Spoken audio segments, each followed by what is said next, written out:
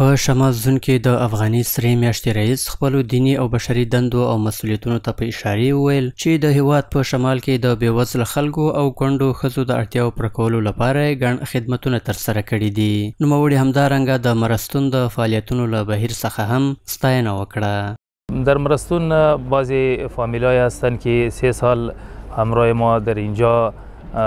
می باشند و یا را بعضی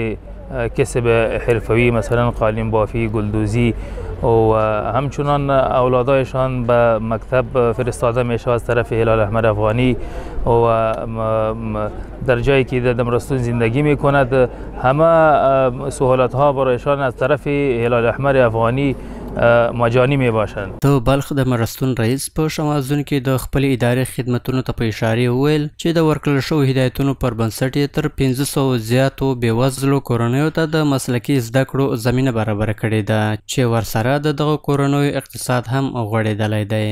550 کورنۍ چې وروسته د اقامت هغه وخت نه دوی جامعې ته مدغم شوي په داسې حالاتو کې چې هغوی کار او کسب دلته زده کړی او دلته نه چې دی مکمل د ټولو د ژوند د ټولو ضرورت څخه دوی مستفید شوي. ورته مهال یو شمېر یتیمو او بېوزلو ماشومانو د بلخ ولایت د مرستون له ادارې څخه خوښي وښوده او ویل چې په دغه مرکز کې د دوی لپاره د ټولو اسانتیاو ترڅنګ د تعلیمي او مسلکي زده کړو زمینه هم برابره شوې ده.